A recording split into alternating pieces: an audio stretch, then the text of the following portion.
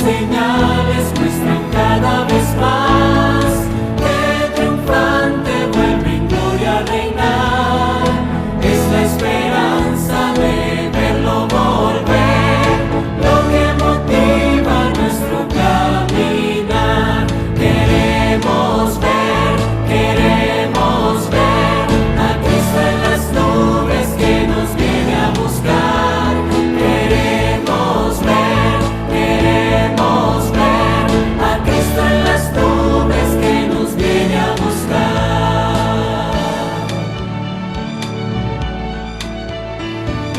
Este es el tiempo de la juventud, tiempo de ir a Él al pie de su cruz.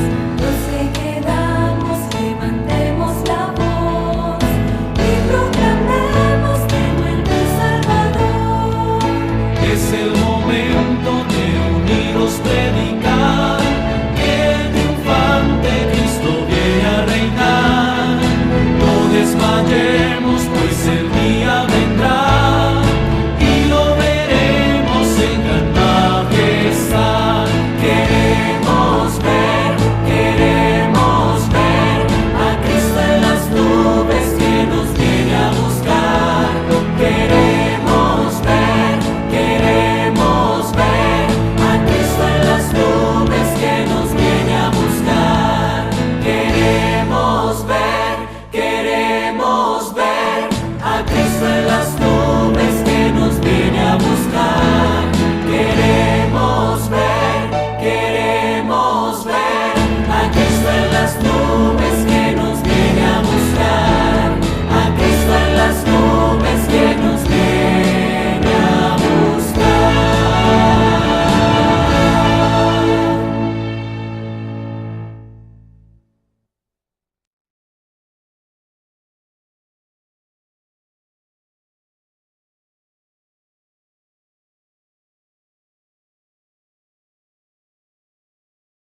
Queridos amigos, una vez más bienvenidos a la serie Cristo en el Santuario. Y el tema en esta oportunidad lleva por título La ruta submarina que lleva al cielo. Y tiene que ver con algo que también está contenido en las enseñanzas del santuario. Hemos estudiado que el ser humano, desde el tiempo del Edén, cuando fallamos en la obediencia a Dios, en aquella tentación de la serpiente, se perdió toda la raza humana. Según Génesis 3, versículo 1 al 6, la serpiente habló con la mujer, Eva, y le dijo: ¿con que Dios os ha dicho no comáis de todo árbol del huerto? Y dijo: no, de todo árbol podemos comer, mas del árbol que está en medio del huerto, dijo Dios, no comerás de él ni le tocaréis para que no muráis. Para Eva, ¿cuál era el árbol que estaba en medio del huerto? El árbol prohibido, el que producía la muerte. Pero realmente, ¿cuál era el árbol que estaba en medio del huerto? El árbol de la vida. Pero ya Eva el centro de la vida de Eva no era el árbol de la vida como Dios quería. El centro de la vida de Eva era la tentación que Satanás le estaba poniendo. Y Dios había dicho: el día que de él comieres ciertamente morirás. Obedecer a Dios significaba no comer del árbol. Pero la serpiente dijo: no moriréis, sino que sabe Dios que el día que comas serán abiertos vuestros ojos, sabrás el bien y el mal, y seréis como Dios. Y Eva tenía que elegir: obedece a Dios y no come, o podía también obedecer a la serpiente y arriesgarse que tal que tenga razón y yo ser como Dios. Elegir entre Dios y la serpiente. ¿Y qué eligió Eva? La serpiente. Luego vino Adán: mi amor, ¿qué has hecho? No, mira, no me pasó nada, mira, no me he muerto. Y ahora Adán tenía que elegir entre Dios y Eva, y eligió a Eva. Ambos hicieron lo mismo. En una decisión tenían que elegir entre Dios u otra cosa, y ambos eligieron otra cosa. Cuando Pedro fue llevado ante el Sanedrín, en Hechos 4:19 y en Hechos 5:29 dice que le ordenaron que no predicara más en el nombre de Jesucristo. ¿Pero qué le había pedido Jesús? Id y predicad el evangelio a toda nación, tribu, lengua y pueblo. Así que el Señor mandaba a Pedro, id y predicad. Y en el Sanedrín le decían, no predique más porque como predique, eso lo matamos. Y Pedro ahora tenía que elegir igual que Eva, Dios o el Sanedrín. Pero Pedro esta vez, ya lleno del Espíritu Santo, del Pentecostés, Pedro dijo, es menester obedecer a Dios antes que a los hombres. ¿Cuánto hubiéramos dado, queridos amigos, que Eva hubiera respondido de esa misma manera? Serpiente, es menester obedecer a Dios antes que a la serpiente.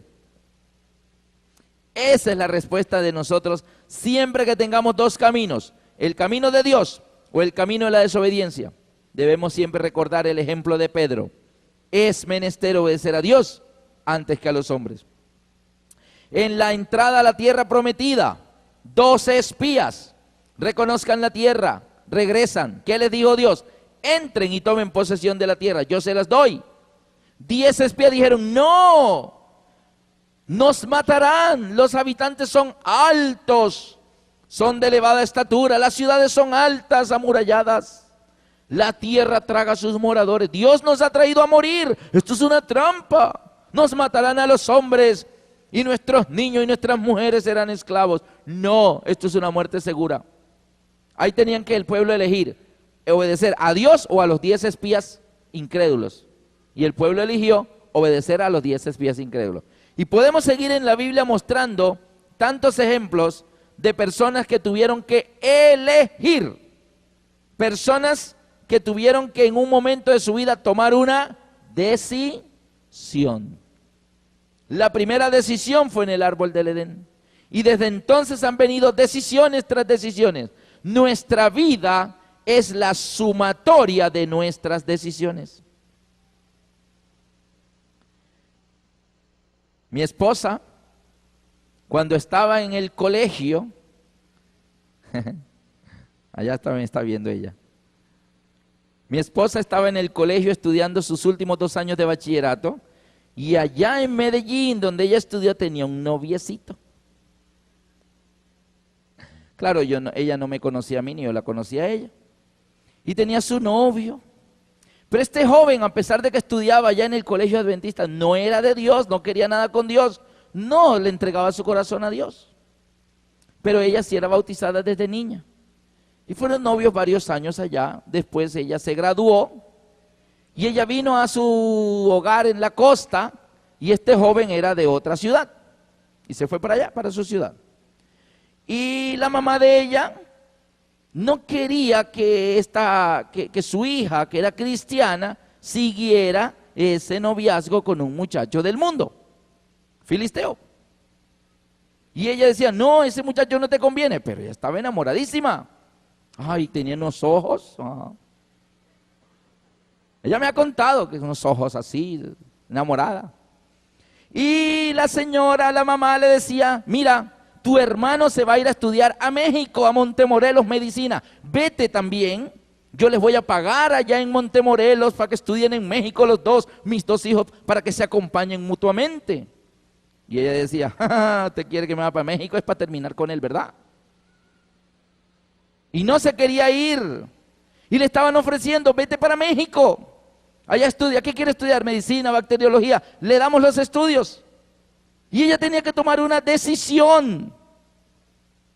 ¿Y sabe qué decidió? No me voy. Que se vaya mi hermano solo. Y el hermano se fue solo para México. Y ella dijo, yo voy a estudiar en Barranquilla, en la Universidad Metropolitana. Yo me voy para Barranquilla. Pero ¿cómo te vas a quedar aquí en Colombia teniendo la oportunidad de estudiar en México? No, yo no voy para México, yo quiero en Barranquilla. Allá voy a estar donde mi tía. Yo viviré donde mi tía y estudiaré bacteriología en la Metropolitana. Así que, sí señor, se fue para Barranquilla. Tomó la decisión de decir no a México y sí a Barranquilla y se fue para Barranquilla. Y adivinen a quién conoció en Barranquilla. ¿Ah? ¿Sí ven? Las decisiones. Tomó la decisión de ir a Barranquilla y en Barranquilla se matriculó en la universidad, fue a la iglesia de Maranata.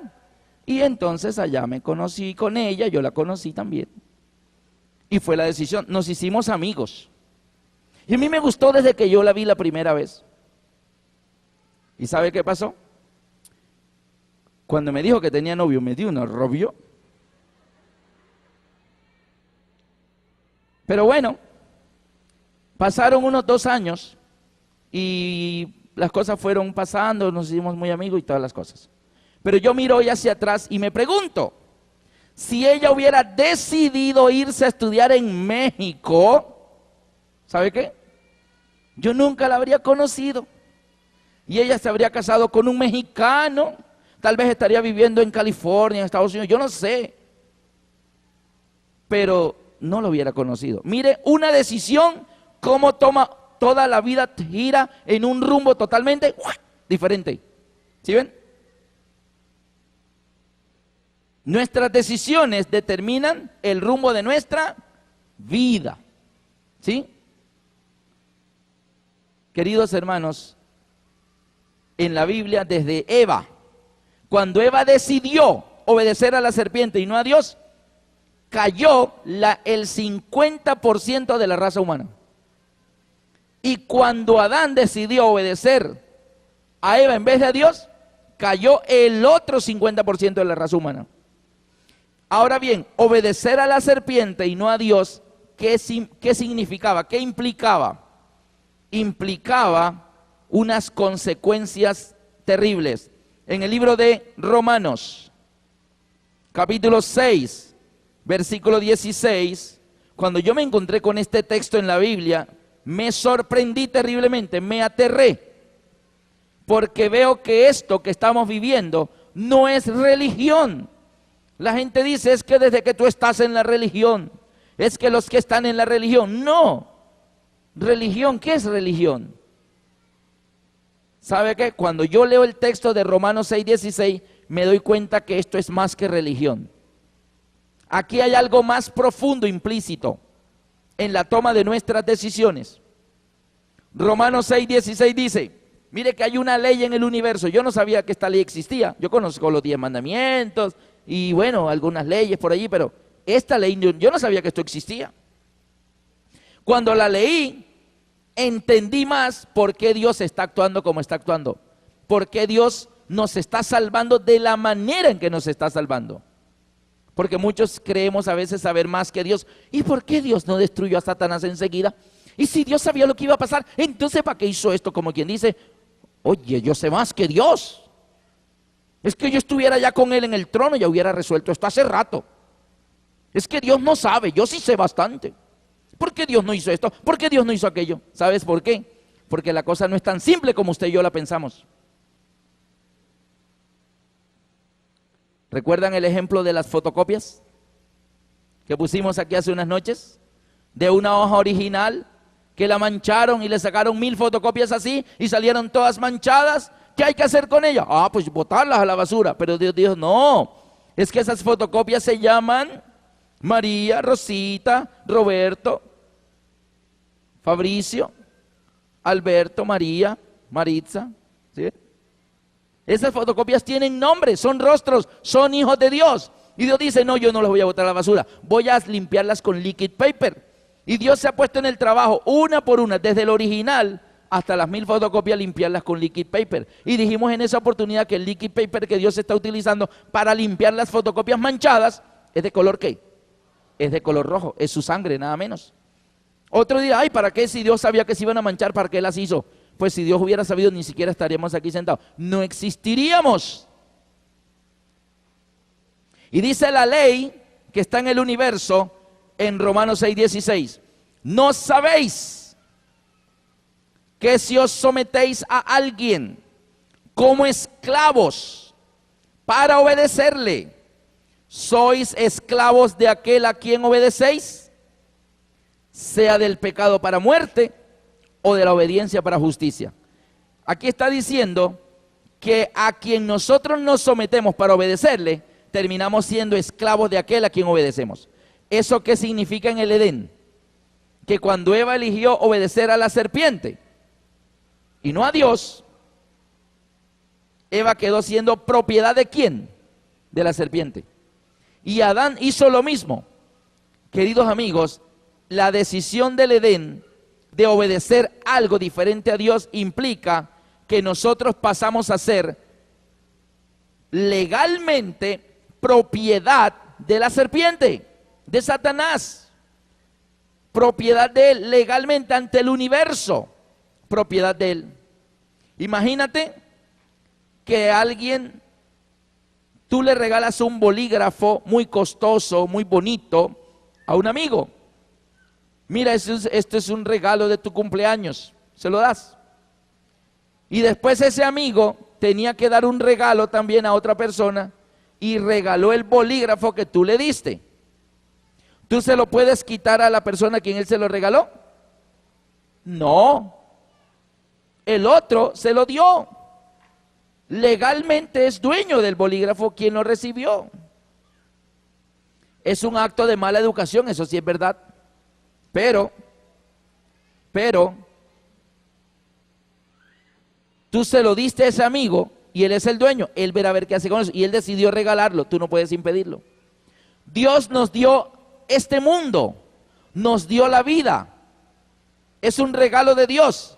Y los seres humanos voluntariamente decidimos regalárselo ¿a quién? A Satanás. Y Satanás dice, yo no los obligué, son míos por su propia voluntad, yo no los obligué. Así que el texto de Romanos 6:16 está bien claro. ¿No sabéis que si os sometéis a alguien como esclavos para obedecerle, sois esclavos de aquel a quien obedecéis? Entonces este es el punto de esta noche. ¿A quién estás obedeciendo en tu vida diaria? Porque eso implica que aunque fuimos rescatados en la cruz del Calvario, implica también que nosotros, una vez que fuimos rescatados, nosotros mismos nos volvemos a entregar al enemigo. Y eso es lo que Satanás quiere, que después que tú te entregas al Señor, Él decirte, para tentarte, para que tú solito te devuelvas a la antigua vida. Hay un llamado de Dios en su palabra para todos aquellos que, entendiendo el plan de salvación que está en el santuario, que implica aceptar al sacrificio del Cordero desde el altar de holocaustos, y que luego avanzamos para un día volver a estar delante de la presencia del Padre. Por eso Jesús dijo, yo soy el camino, la verdad y la vida. Nadie viene al Padre sino por mí. Es decir, hay que regresar a Dios porque fuimos separados de Él por el pecado, pero Él quiere que volvamos a estar en su presencia. Y ese llamado de Dios lo encontramos en Hechos, en el capítulo 2, a partir del versículo 37 y 38.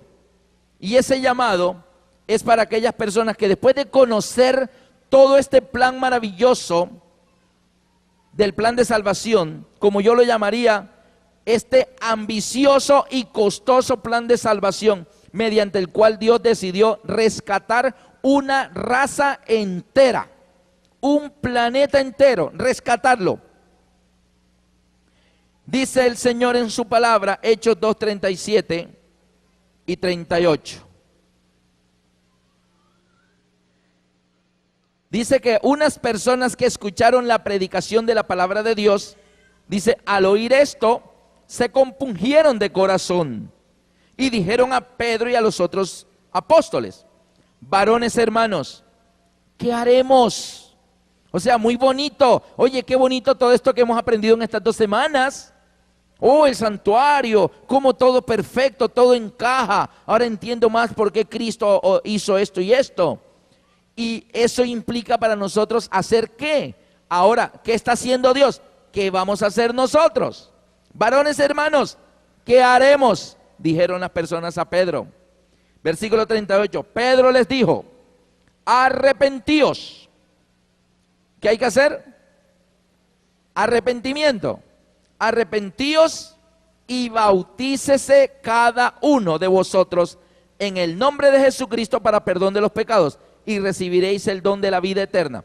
Noten que las personas preguntan, ¿qué hago ahora? Saber las cosas no es suficiente, implica que al saberlas, la acción. No sé cuántos recuerdan la reciente noticia del tsunami en Tailandia. Un tsunami que arrasó costas en varios países, olas de 15 y 20 metros, que arrasaron zonas hoteleras en varios países del sur de Asia. Y una noticia que me conmovió mucho fue de una niña de 10 años. La noticia decía, niña de 10 años salva a toda su familia y a más de 100 turistas. Resulta que estaban en la playa de vacaciones, era una niña británica, inglesa. Y de repente la gente de la playa vieron cómo el mar se retiró y se fue yendo rápidamente unos 200, 300 metros, 500 metros, y lógicamente quedó la tierra sola y una gran fosa profunda como un abismo así, y el mar se fue y toda la gente que estaba allí se acercaron a la orilla a decir, oh, ¿y por qué el mar se fue? ¿Qué pasó? Uy, mira allá, uy, mire qué profundo, a otros tan bonito, trae la cámara para filmarlo. Esto nunca lo había visto, que el mar se retirara así tan rápido. Y toda la gente allí, una playa concurrida por más de 150 personas. Y de repente una niña de 10 años le dice, papá, papá, vámonos rápido allá a aquella loma. Vamos a buscar los lugares altos, papá, vámonos ya. Porque va a venir un tsunami. Y el papá le dice, ¿un qué? Un tsunami, papá. ¿Qué es eso? Y dijo, un tsunami es una ola gigantesca. Primero el mar se retira y minutos después regresa a una velocidad impresionante y olas de 15 y 20 metros de altura. Eso se llama tsunami. Y el papá le dijo, ¿y tú de dónde sacaste eso? Y la niña dijo, lo aprendí en mi clase de geografía. Estaba poniendo atención en la clase de geografía. Menos mal que no se distrajo en ese momento y puso atención. La niña sabía cosas, sabía. Y el saberlas implicó acción. Y ella dijo, papá, vámonos, vamos a recoger las cosas, no hay tiempo, viene ya, vámonos ya. Así que el padre de familia comenzó a gritar, le creyó a la hija y comenzó a gritarle a todos, todos corran, corran, que va a venir una ola gigante. Esto es un fenómeno que se llama, ¿cómo que se llama, nena? Tsunami, papá, un tsunami. La niña era la que sabía. Honestamente, antes de lo de Tailandia, ¿ustedes habían escuchado la palabra tsunami? Muchos no. Yo la había escuchado, pero se me olvidaba. ¿Cómo es que se llama eso de la ola gigante? ¿Cómo es que se llama? Y se me olvidaba cada instante. Después de lo de Tailandia nunca más se me olvidó. Porque la escuchamos en los noticieros, ¿cuántas veces al día? Así que la gente comenzó a correr. No alcanzaron, solo cojan los niños. No hay tiempo para recoger cosas. Y apenas estaban llegando a la loma, cuando sí, señora, ahí venía la pared de agua. Una pared gigantesca que arrasó todo y ellos pudieron ver y le agradecieron a la niña. Saber implica acción. Hay gentes en este mundo que escuchan y escuchan y escuchan y escuchan la palabra de Dios y saben. ¿Y qué? Sí, yo sé. Cristo viene. Ajá. ¿Ya te bautizaste? No. Pero Cristo va a venir. Y tú sabes que los únicos que se van a salvar son los que se bautizaron. Sí. ¿Y entonces por qué no te has bautizado? Más adelante. Saben y no actúan. ¿Ustedes conocen la historia del ladrón adventista?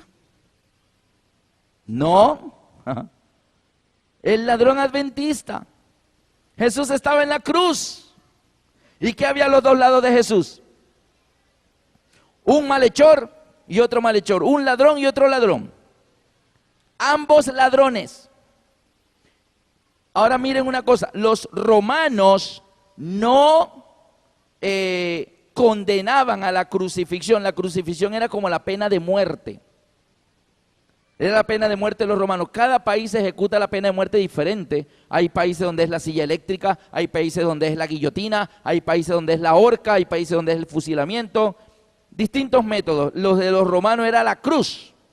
Pero los romanos, ellos cuando juzgaban personas y los condenaban, en una época donde la esclavitud era el medio de lograr muchas cosas, muchas carreteras, muchos caminos, muchas cosas fueron construidas en la antigüedad con esclavos. Entonces mucha gente que era condenada era sentenciada a la esclavitud. Esa era la sentencia. Así que a ellos no les convenía estar matando tanta gente, porque necesitaban esclavos. Otros eran condenados a ser amarrados con cadenas en los remos de las galeras romanas. Y ellos eran el motor de la galera. Y eran esclavos atados con cadenas al remo. Y ellos eran obligados a remar de por vida. Les daban la comidita como para que siguieran remando. Cuando las galeras romanas entraban en batalla y una galera se iba a hundir, los romanos se salvaban ellos y a los esclavos los dejaban encadenados y se hundían con el barco porque estaban amarrados a los remos y morían angustiosamente ahogados ahí con todo el barco. Así que ellos no condenaban a la crucifixión a cualquiera, o sea, tenía que ser una persona demasiado mala, demasiado perversa para que fuera condenada a la muerte. Y cuando está Jesús en la cruz, tenía 2 ladrones a los lados. Entonces uno de los ladrones le dijo: Señor, si de verdad eres el Cristo, ¿por qué no te salvas a ti mismo y nos salvas a nosotros y nos vamos todos? ¿No quieres el Cristo? A ver, sálvate y sálvanos a nosotros. El otro ladrón del otro lado le dice: oye, ¿no temes tú a Dios ni siquiera en el mismo momento de la muerte? Ahora miren lo que este ladrón reconoce, dice: nosotros a la verdad estamos sufriendo lo que nuestros actos merecieron. Nosotros a la verdad estamos sufriendo, o sea, este ladrón, porque lo llaman dizque el ladrón bueno. ¿Han oído la historia? Es que el ladrón bueno y el ladrón malo. Yo no conozco un ladrón bueno. ¿Ustedes conocen ladrones buenos? Buenos para robar, sí. Queridos amigos, y este ladrón no era bueno. Él reconoce que no era bueno. Nosotros a la verdad estamos sufriendo lo que nuestros actos merecieron. O sea, de verdad nos merecemos esto.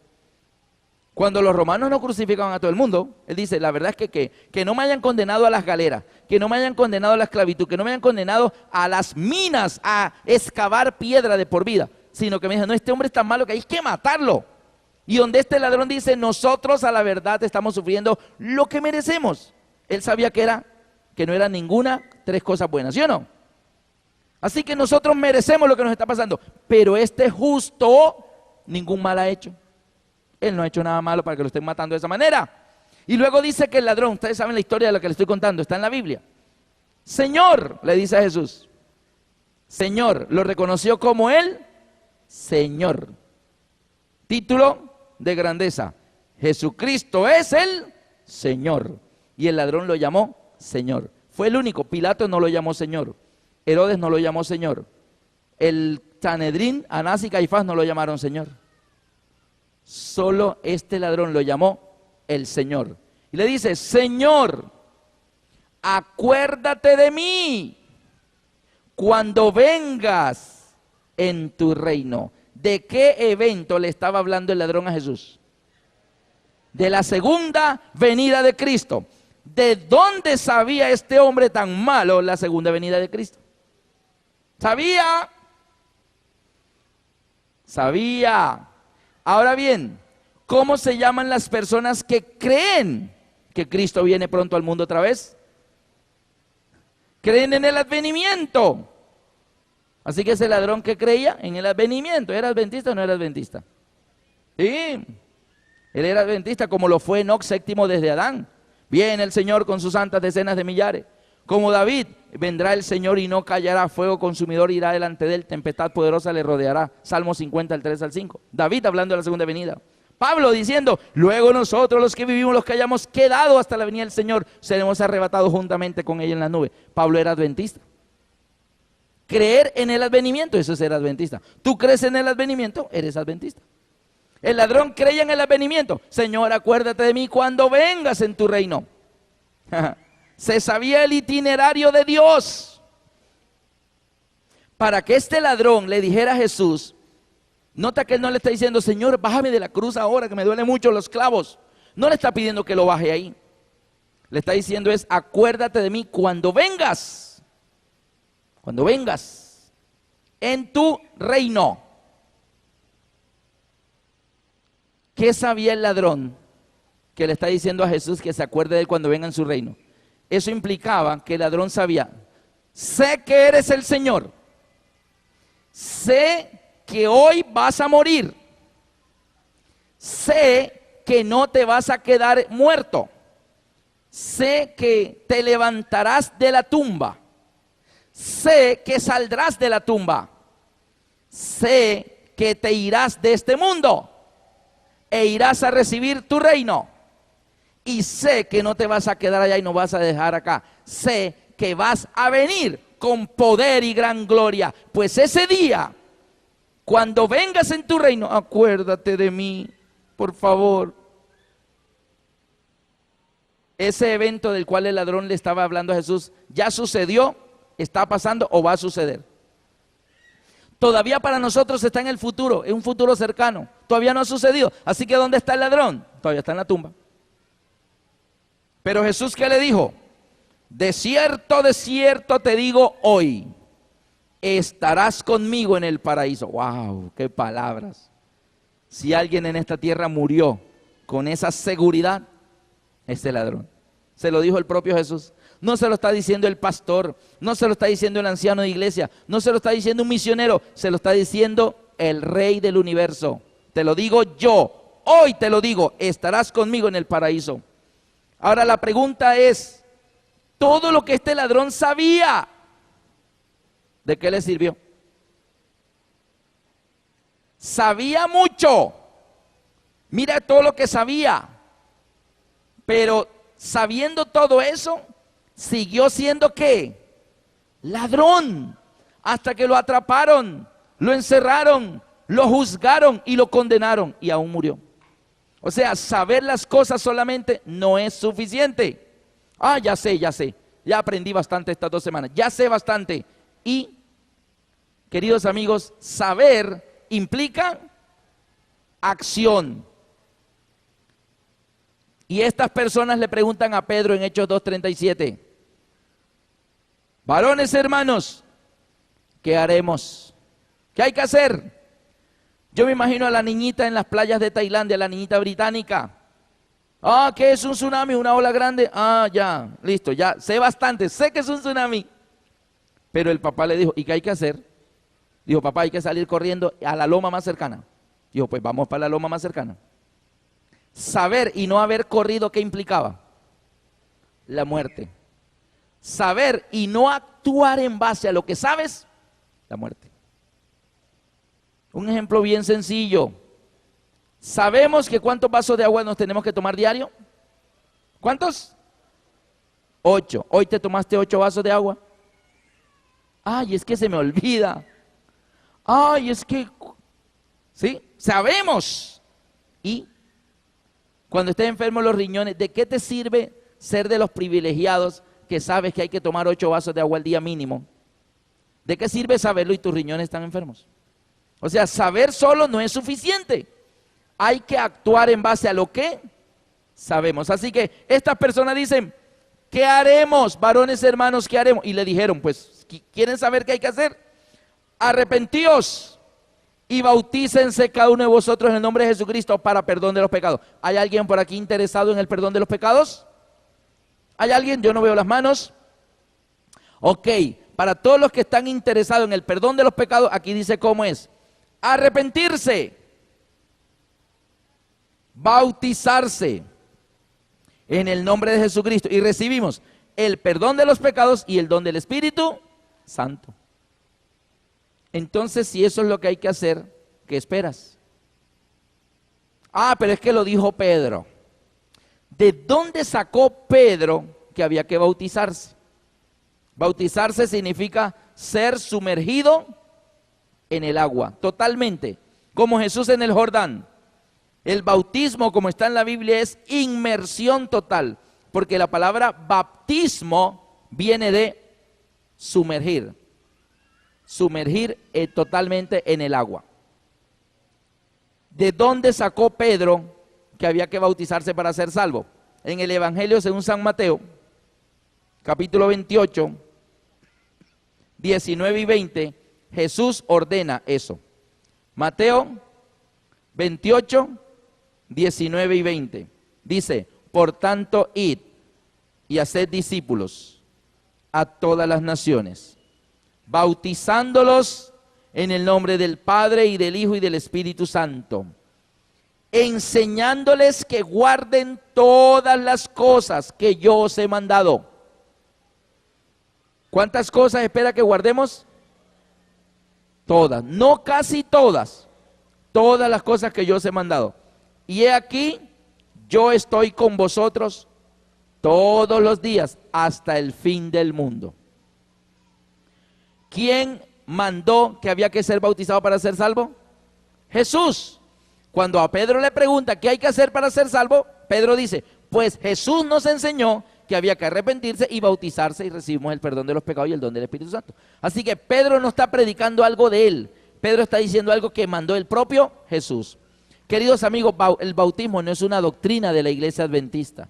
El bautismo es una doctrina de la Biblia y de la palabra de Dios ordenada por Dios mismo.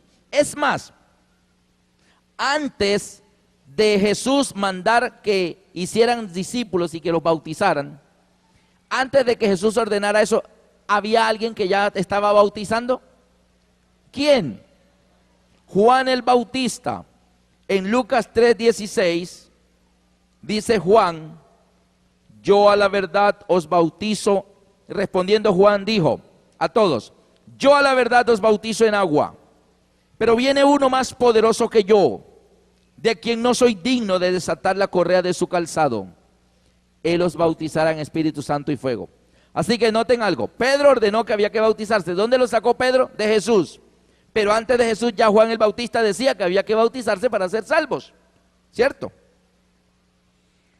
La pregunta ahora es, ¿y de dónde sacó Juan el Bautista eso de que había que bautizar en agua?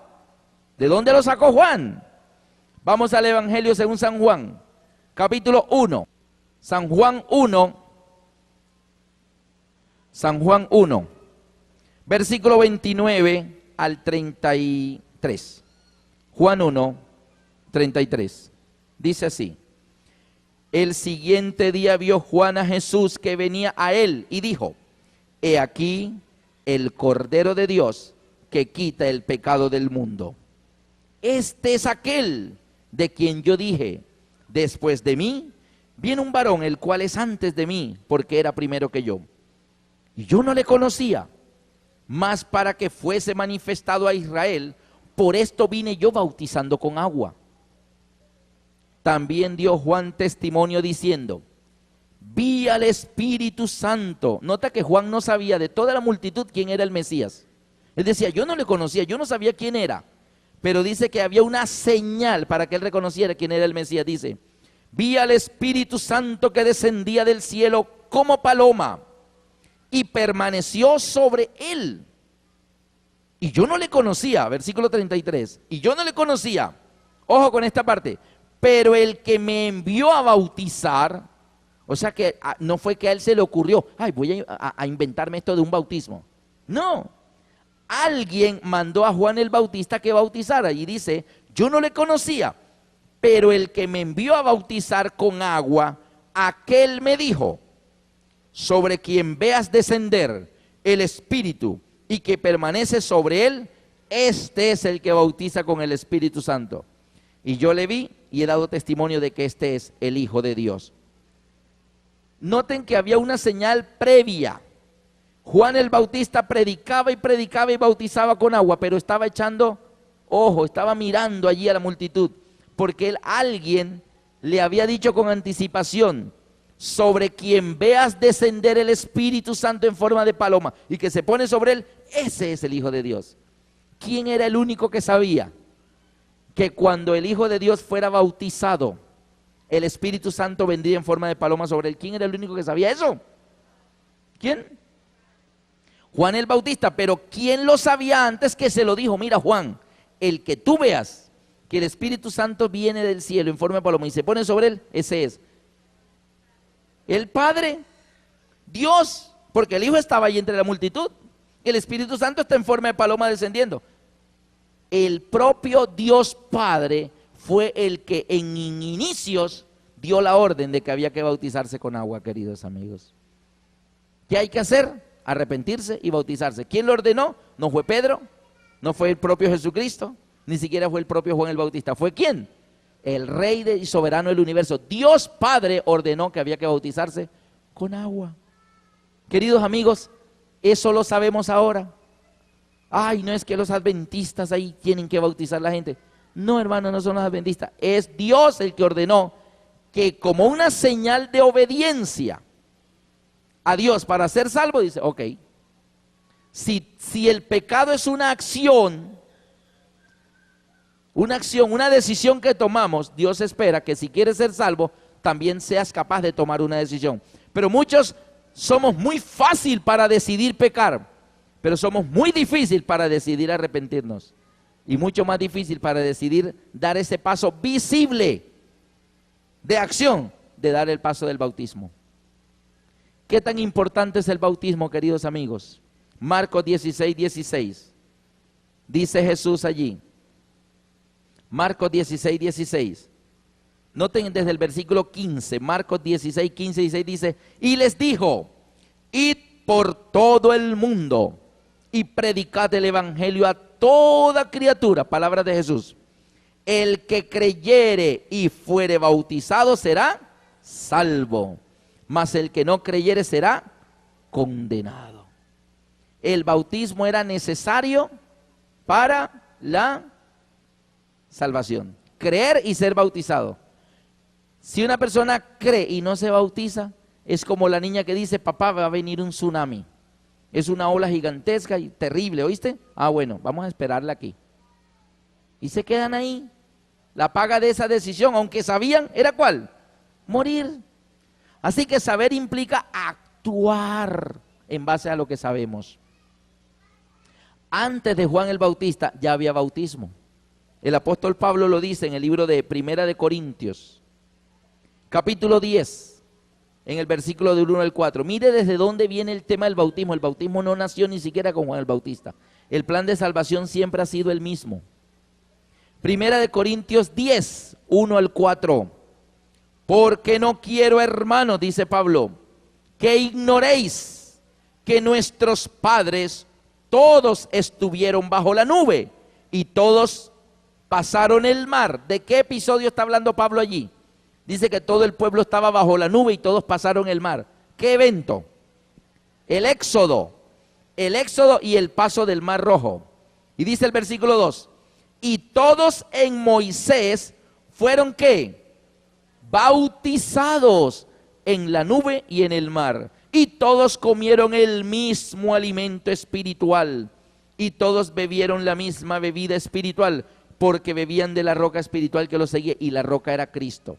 Aún ahí tenemos el bautismo. El pueblo de Israel era esclavo de Egipto, como nosotros somos esclavos del pecado por Satanás. Ahora bien, el pueblo fue libre.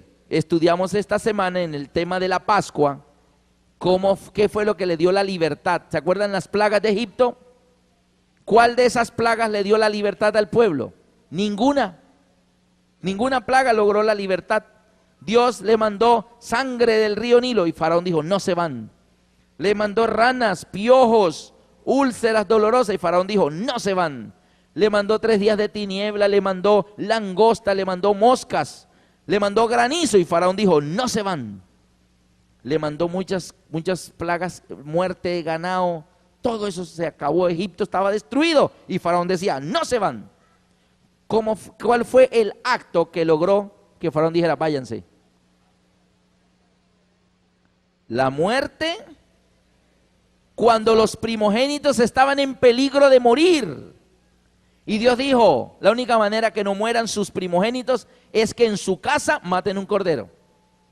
Acuérdense que la salvación es por sustitución. Desde el principio lo estamos diciendo.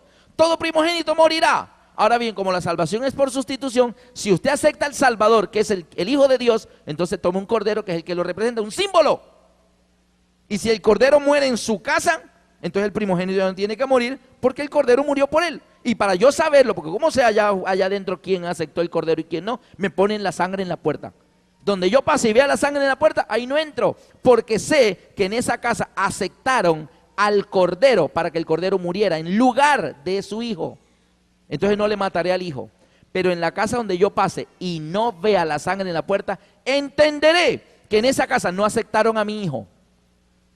No lo aceptaron porque no veo el símbolo de su muerte allí afuera, no lo veo. Y donde yo no lo vea, yo entro y sus primogénitos morirán.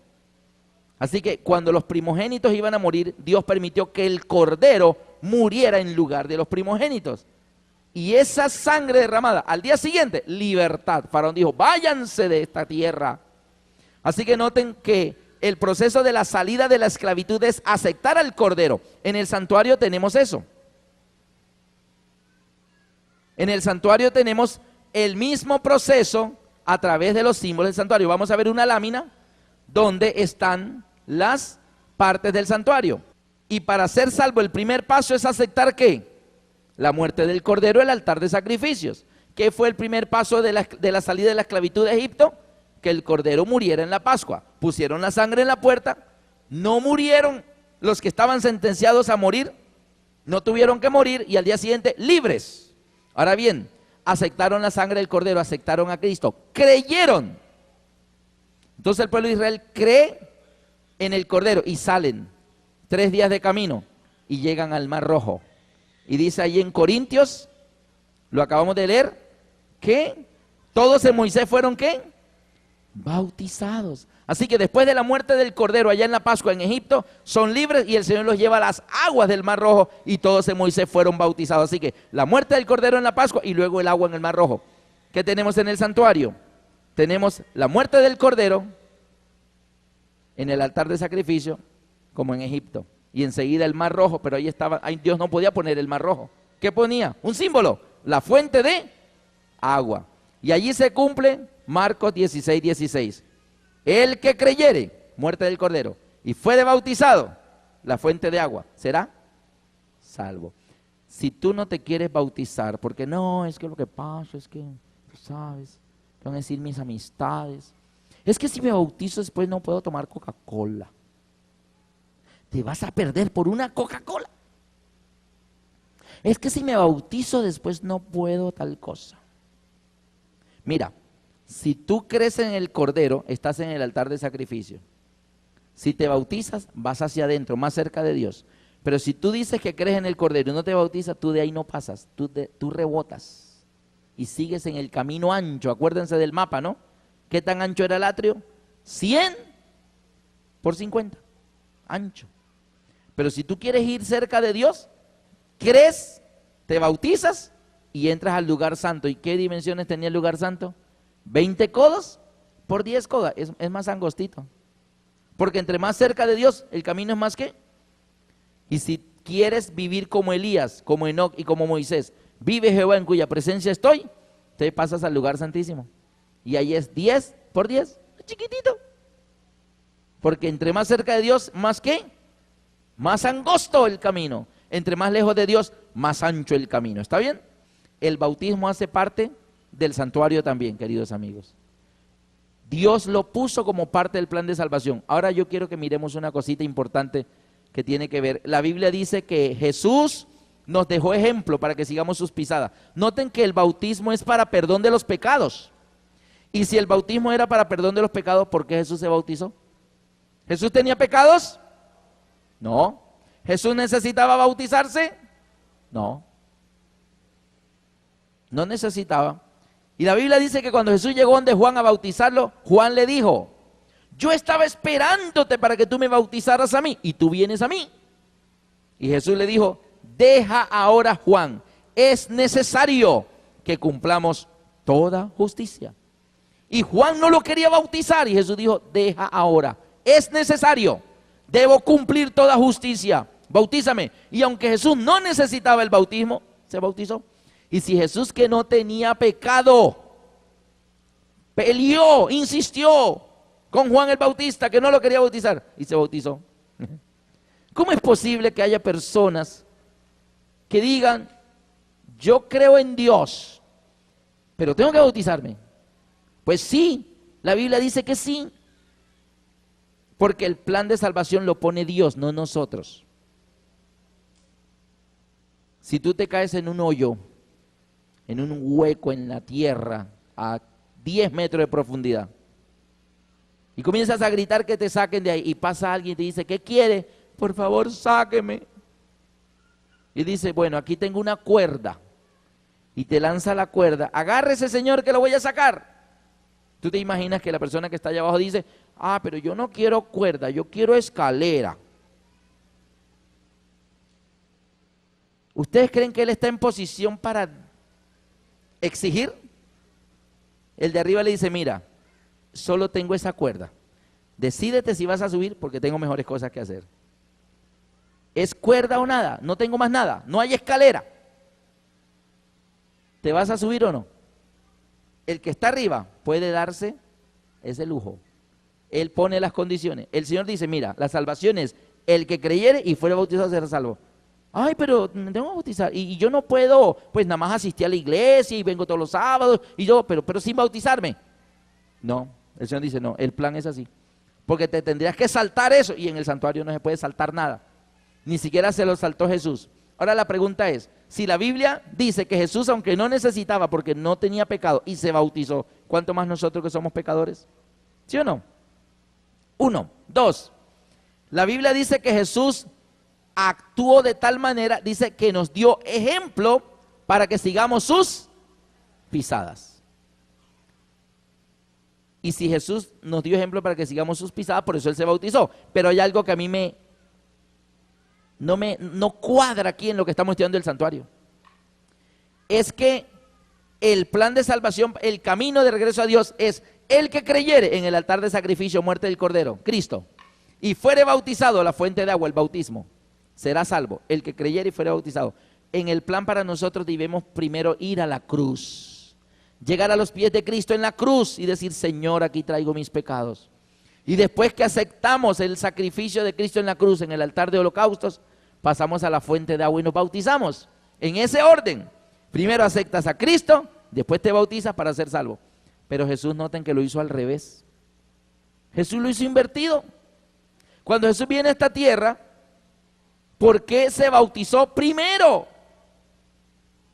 Y después de su bautismo es que fue a la cruz. ¿Por qué? Si alguien una vez me decía, no, lo que pasa es que él no se podía bautizar después de la cruz porque no tenía tiempo. No es que él venía a morir y después de morir y se iba para el cielo y decía, no, pero es que no se fue enseguida. ¿Cuántos días duró Jesús en la tierra? 40 días. Así que Jesús hubiera podido morir en la cruz, al tercer día se levanta resucitado y en alguno de esos 40 días va al Jordán, Juan le bautiza para entonces irse para el cielo y decirnos, ¿se dan cuenta? Ese es el camino. Primero acepten la cruz, luego se bautiza y vienen detrás de mí, porque ejemplos he dado para que sigan mis pisadas. Y ese era el orden, seguir las pisadas de Jesús, la cruz, el bautismo y voy detrás de Jesús. Pero ¿cómo vamos a seguir las pisadas de Jesús si Él lo está haciendo? ¿Cómo? Al revés. ¿Por qué nosotros primero vamos a la cruz y entregamos nuestros pecados, luego nos bautizamos? Y Jesús primero se bautizó y después fue a la cruz. ¿Por qué? La respuesta está ¿dónde? En el santuario. Mírenlo, ahí está. ¿En qué parte del santuario estaba la presencia de Dios? ¿En qué parte? ¿Cómo se llamaba el último lugar allá? Lugar santísimo. ¿Quién estaba allá? Dios Padre, entre los dos querubines, sobre el arca, entre los querubines, ¿cierto? Allá estaba Dios. ¿Ya vieron por qué Jesús primero se bautizó? Y después vino a la cruz. Y nosotros primero vamos a la cruz y después nos bautizamos. ¿Ya lo vieron? ¿Sí? Muy sencillo. Cristo estaba en el cielo. Juan 1:1 lo dice, en el principio era el verbo. El verbo estaba con Dios. ¿En dónde, pastor? Allá. El verbo estaba con Dios y el verbo era Dios. Y luego dice Juan 1:14, y aquel verbo fue hecho carne y habitó entre nosotros. O sea que Él dejó aquel lugar a la diestra del Padre y viene abandonando ese lugar donde todo era ángeles y querubines, viene, abandona las cortes celestiales y viene a este mundo. Y viniendo de allá para acá, ¿qué encuentra primero? Si Él viene de adentro del santuario, de donde está Dios, Él viene a buscarnos a nosotros. Lo primero que encuentra en el recorrido es la fuente de agua. Por eso Jesús dijo, deja Juan, es necesario que cumplamos toda justicia. No es que voy pasando por aquí, porque voy para la cruz. No me la puedo saltar. Así que Jesús se bautiza en la fuente de agua y va al altar de holocaustos y muere en la cruz. Pero ¿dónde estamos nosotros? Los pecadores, ¿dónde andamos? Por acá afuera, lejos de Dios. Y si tú quieres volver al Padre, ¿cuál es tu camino? Vienes, te entregas a Dios, aceptas su sacrificio, aceptas confesar tus pecados sobre el Cordero, Cristo Jesús, crees, te bautizas y eres salvo. Lo que quiere decir, queridos amigos, sea de ida. La ruta pasa por el agua. Creer, ser bautizado, salvo. Sea de ida, la ruta pasa por el agua. Y sea de venida, ¿qué pasa? También pasa por el agua, queridos amigos. Sea de ida o de venida, pasa por el agua. Jesús de venida pasó por el agua. Nosotros de ida tenemos que pasar por el agua. ¿Por qué no te bautizas? ¿Tú quieres ser salvo? ¿Ya sabes todas estas cosas? La pregunta es, ¿y ahora qué hago? Lo que dice Pedro, lo que dice Jesús, lo que dice Juan el Bautista, lo que dice Dios, lo que dice Moisés, lo que dice Pablo, es que la ruta de la salvación pasa definitivamente por el agua. Y yo quiero terminar con un pasaje que está en Primera de Juan 5. Primera de Juan 5, 6 al 8. Este es Jesucristo, que vino mediante agua y sangre. ¿Por qué dice que Jesucristo vino mediante agua y sangre? Noten que Él viene. Y al venir, ¿por dónde pasó? Pasó por el agua y luego vino a derramar su sangre. Este es Jesucristo, que vino mediante agua y sangre en su recorrido de venida de para acá. No mediante agua solamente, sino mediante agua y sangre. Es decir, Él no se quedó en una parte del recorrido, Él fue hasta donde tenía que ir para lograr la salvación de nosotros. No mediante agua solamente, sino mediante agua y sangre. Y el Espíritu, ¿cuál de los muebles del santuario representa el Espíritu Santo? El candelabro, que está en el lugar santo. Entonces dice así, y el Espíritu es el que da testimonio, porque el Espíritu es la verdad. Porque tres son los que dan testimonio en el cielo: el Padre, el Verbo y el Espíritu Santo. Y estos tres son uno. ¿Dónde estaban en el santuario representados el Padre, el Verbo y el Espíritu Santo? ¿Dónde en esos muebles está los tres que son uno? Dice, porque tres son los que dan testimonio. ¿Dónde? En el cielo. ¿Qué parte del santuario representaba eventos en el cielo? Lugar santo y lugar santísimo. El atrio, ¿eventos dónde? En la tierra. Tres son los que dan testimonio en el cielo. Dice, el Padre, el Verbo y el Espíritu Santo. ¿Dónde estaban en esa lámina del santuario el Padre y el Verbo? ¿Se acuerdan del tema del trono de Dios? La mesa de los panes, que representa el trono. Así que allí estaban en el lugar santo, la mesa de los panes. Uno de esos es el Padre y el otro es el Verbo. Padre y el Hijo en el trono, el Hijo a la diestra del Padre. Ahora, delante del trono ardían ¿qué? 7 lámparas de fuego. ¿Y dónde están las 7 lámparas de fuego? Delante del trono. ¿Y qué representan las 7 lámparas de fuego? El Espíritu Santo. Así que tres son los que dan testimonio en el cielo: el Padre, el Verbo y el Espíritu Santo, ¿cierto? Y los tres son uno, claro, Padre, Hijo y Espíritu Santo, un solo Dios verdadero. Pero él dice el siguiente texto, y tres, el 8, y tres son los que dan testimonio en la tierra. ¿Cuáles son los que dan testimonio en la tierra? Dice, el Espíritu.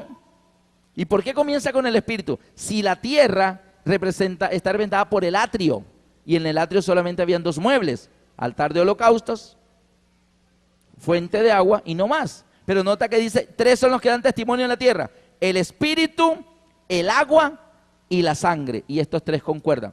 En el atrio podemos ver que ahí están dos: el agua y la sangre. ¿Sí ven? Dice el versículo 8, tres son los que dan testimonio en la tierra: el Espíritu, el agua y la sangre. ¿Qué vemos en la tierra allí? El agua y la sangre. Pero yo no veo el Espíritu. El Espíritu lo representa ¿cuál mueble? El candelabro de 7 brazos, que está inicialmente ¿dónde? En el cielo, pero que no se quedó en el cielo, sino que fue ¿qué? Enviado a la tierra para convencernos a los que estamos acá lejos que por favor aceptemos la sangre y el agua para volver a Dios. Y notemos que ahora el Espíritu Santo se convierte en un elemento clave, casi que en el eslabón entre el cielo y la tierra. Noten que el Espíritu Santo está contado entre los tres del cielo: el Padre, el Verbo y el Espíritu Santo. Y está contado entre los tres de la tierra: el Espíritu, el agua y la sangre. ¿Cuál es el elemento que se repite? El Espíritu Santo, queridos hermanos. ¿Qué quiere decir esto? Que la labor el primer paso para el bautismo es el arrepentimiento. Nadie se bautiza sin arrepentimiento. Y si tú estás dando vuelta y tú todavía no aceptas el bautismo, es porque tienes problema para aceptar el arrepentimiento. Toda persona que acepta el arrepentimiento, ¿sabe qué pasa? Se bautiza. Ahora bien, ¿por qué no aceptamos el arrepentimiento? Porque estamos luchando ¿contra quién? El que ha sido enviado a la tierra para convencernos de pecado, de justicia y de juicio. Sin el Espíritu Santo nadie se arrepiente.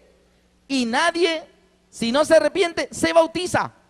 Y si no te bautizas, no eres salvo. Así que el punto no es me bautizo o no me bautizo. El punto es, ¿estoy realmente arrepentido? Me arrepiento de todo. ¿Sabe por qué algunas personas no se bautizan? Ay, lo que pasa es que viene la fiesta estas fiestas de este fin de semana.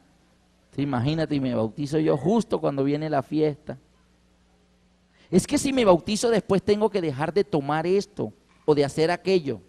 Esa persona que considera decirle a Dios todavía no, está demasiado pegado a cosas del mundo. ¿Sí o no? Y no está del todo arrepentido, por eso dice Dios, espérate, todavía no, déjame otro ratico. No está arrepentido, está demasiado pegado allá, a las cosas de allá. Por eso el primer paso es el arrepentimiento, hermanos. ¿Y el arrepentimiento lo da quién? El Espíritu Santo, en los corazones de todas las personas. Él es el que nos convence de pecado, de justicia y juicio. Por eso 3 son los que dan testimonio en la tierra: el Espíritu, el agua y la sangre. Lo del agua y la sangre ya lo tenemos bien claro, pero ¿y el Espíritu? El Espíritu está tocando tu corazón ahora mismo, para que aceptes a Jesucristo como tu Salvador personal. Finalmente les quiero contar una breve ilustración. Cristo está hoy intercediendo ante nuestro Padre Celestial en la penúltima etapa del itinerario de Dios, el día de la expiación. Y pronto ese incensario que está lleno de incienso para añadirlo a las oraciones de los santos que confesamos los pecados, será lleno del fuego del altar y será arrojado a la tierra con violencia y se convertirá en elemento de juicio. Y cuando ese juicio llegue, Jesús no dejará más el abogado defensor. Ya no tendremos más abogado para con el Padre Jesucristo el justo, porque Cristo ya no será más abogado, sino que se cumplirá Juan 5:28, porque el Padre a nadie juzga, sino que todo el juicio lo dio ¿quién? A su Hijo. Una señora recibió un comunicado de la corte donde le decían: usted tiene este asunto pendiente con la justicia, usted tiene que comparecer en un juicio, y le daban una fecha, pero la fecha era dentro de 11 meses. Así que la señora dijo: eso está lejos, tengo cosas más urgentes que hacer. Así que se dedicó a hacer las cosas urgentes y estaba muy metida en sus asuntos, y estaba tan metida en asuntos que no se fue dando cuenta que el tiempo estaba pasando. Y entonces, cuando recordó aquella citación, volvió a mirar la fecha y faltaban 3 meses. Así que dijo: tengo que buscar un abogado. Por aquí yo he visto un letrero, un abogado. Fue: señor abogado, mire, necesito contratarlo para este caso. El abogado miró todo el caso que se trata y dijo: no señora, yo no me meto en ese caso, eso es caso perdido, usted está perdida ahí. ¿Cómo que estoy perdida? Necesito un abogado. Usted no es abogado, defiéndame. Sí, pero yo no voy a dañar mi nombre profesional para perder ahí con el caso suyo. No, yo no la puedo defender, busque a otro. Y buscó a otro: señor, defiéndame. No, este caso es muy difícil. No. Y acudió a varios y todos le daban la misma respuesta, que no era un caso que ellos querían entrar porque era un caso perdido. Pero alguien le dio esperanza y le dijo: señora fulana, hay un abogado que es el único que tiene la capacidad para sacarla de este problema. Ese abogado, pero él no vive en esta ciudad. Donde sea, yo voy donde sea. Ya faltaban apenas 3 semanas para el juicio. Y entonces le dieron el nombre y ella llamó, hizo la cita y tomó un avión y se fue a la otra ciudad. Y llegó a la cita a las 11 de la mañana. Y dijo: señor abogado, vengo para que me defienda en este caso. El hombre tomó los documentos, los revisó y la miró y le dijo: señora, ¿por qué vino hoy?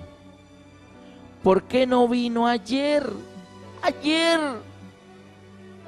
No, es que está muy ocupada, pero entonces mire, yo ayer no tenía, y hasta que alguien me dio su nombre. Defiéndame, dígame que sí, porque todos me han dicho que usted es el único que puede. Dice: señora, yo la podría sacar de esto, Bueno, sáqueme, yo le pago lo que quiera. No puedo, señora. Es que usted viene hoy a las 11 de la mañana y yo quiero que mire esta carta. Esta carta me llegó ayer a las 6 de la tarde. Y en esta carta la corte me nombra el juez de su caso. Yo voy a ser el juez donde yo voy a juzgarla a usted. Y era el único que la podía, ¿qué? Defender. Queridos amigos, el plan de salvación está expuesto ante ustedes. Todo lo que hemos visto en 2 semanas, muy lindo. El amor de Dios en su máxima expresión. Símbolos exactos, fechas exactas. Pero nos enseñan que Cristo es nuestro Salvador solamente si tú lo aceptas. Y para tú aceptarlo te tienes que arrepentir y bautizarte. El que creyere y fuere bautizado será salvo. Ahora bien, Cristo hoy es el abogado defensor y dice: vengan a mí todos los que quieran y yo los defiendo. Pero un día, dentro de no mucho tiempo, el tiempo de gracia se va a cerrar. Y el que estaba destinado a ser nuestro abogado defensor se va a convertir ¿en qué? En el juez de toda la tierra. Y dice Mateo 25, cuando el Hijo del Hombre venga y se siente en su trono de gloria, y serán reunidas delante de él todas las naciones para juzgarlas, y pondrá unos a la derecha y otros a la izquierda. Los de la derecha le dirá: venid benditos de mi Padre, heredad el reino preparado para vosotros. Porque tomaron decisiones. Los de la izquierda no, porque no tomaron decisiones. Queridos amigos, todo ahora mismo depende, no de Dios, depende de ti, depende de tu decisión.